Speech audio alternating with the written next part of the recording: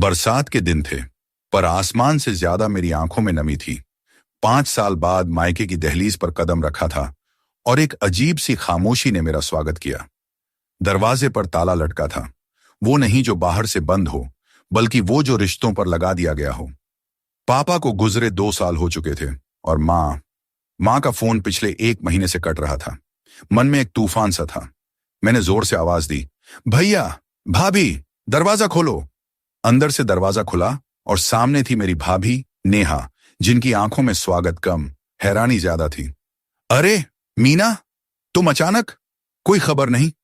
उनकी आवाज में वो बनावटी मिठास थी जो शहद में झरघोलती है।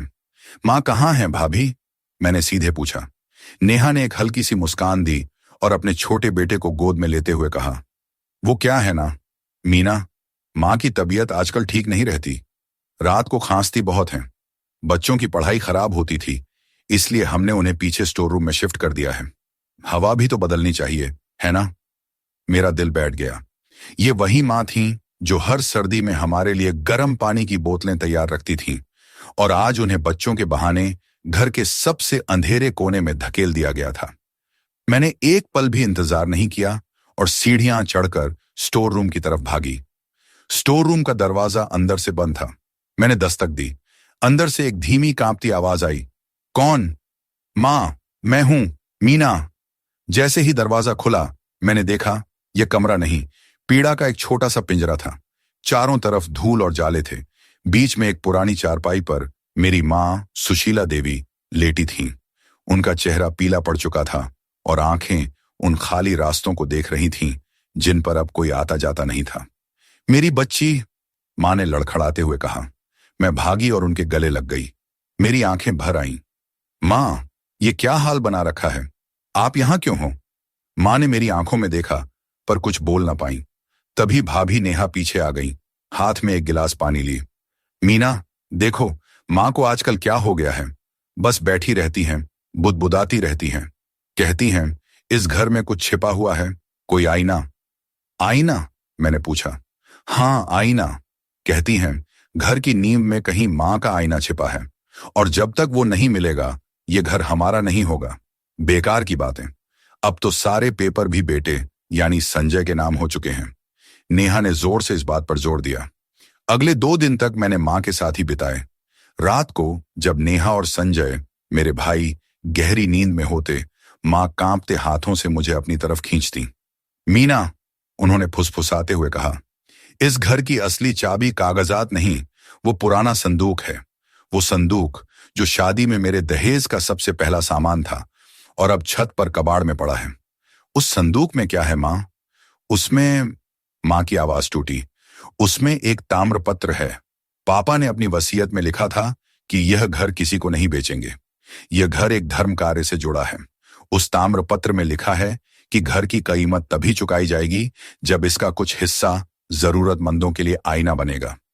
संजय और नेहा ने घर अपने नाम करा लिया, पर उन्हें ताम्रपत्र के बारे में नहीं पता। वो सोचते हैं संदूक में सोना है। लालच की परतें साफ हो चुकी थीं। नेहा और संजय माँ को अकेला छोड़कर संदूक तोड़ने की फिराक में थे, यह सोचकर कि उसमें छुपा हुआ धन है ताकि वे जल्दी से घर बेच सकें।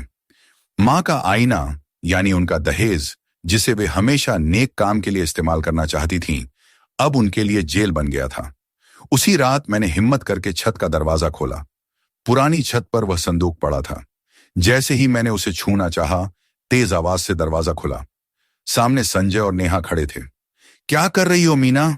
संजय ने गुर्राकर कहा। तुम्हें लगता है कि तुम यहां आकर हमारी सारी प्लानिंग खराब कर दोगी? पापा ने यह घर किसी को बेचने के लिए नहीं बनाया था भैया, ये हमारी विरासत है, मैंने गुस्से से कहा। नेहा चिल्लाई, विरासत?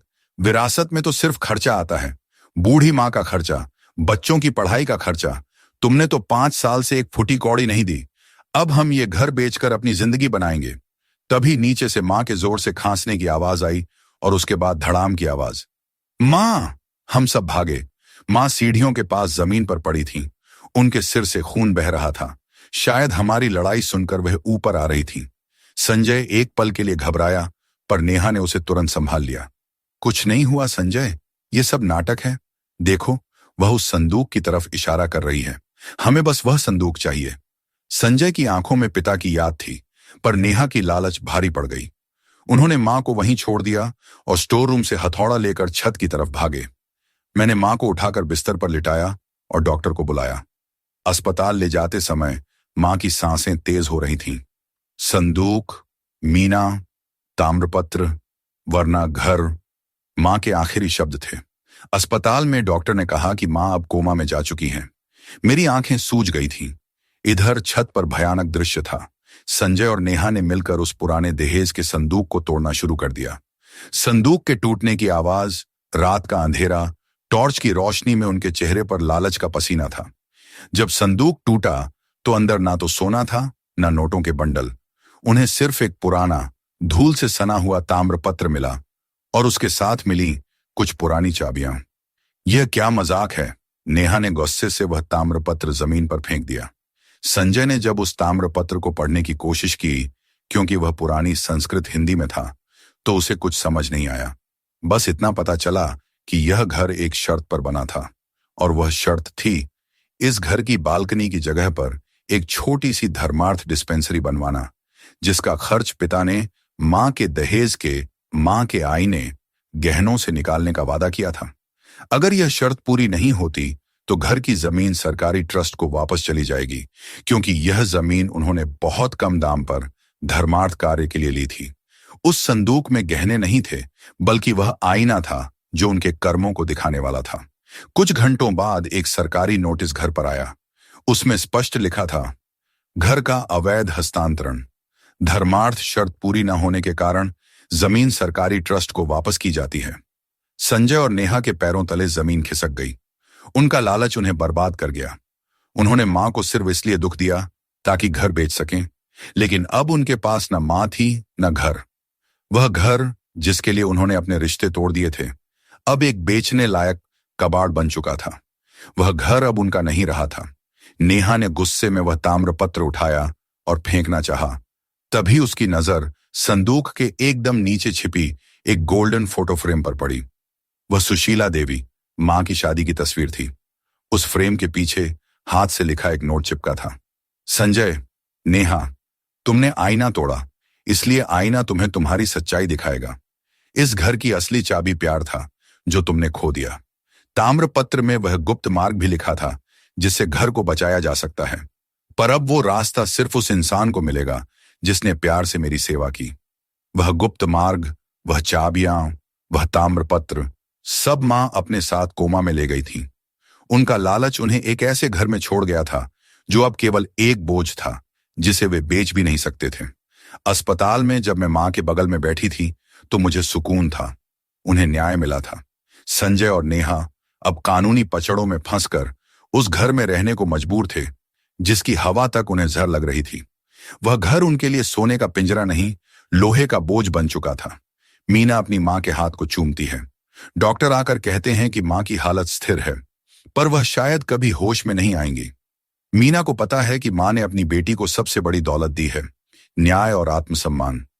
दोस्तों, यह कहानी हमें सिखाती है कि लालच का अंजाम हमेशा बुरा होता है। मीना की तरह हमें अपने परिवार के साथ खड़ा रहना चाहिए, खासकर जब हमारे माता पिता को हमारी सबसे ज्यादा जरूरत हो। आपको क्या लगता है, क्या संजय और नेहा कभी अपनी गलती मान पाएंगे?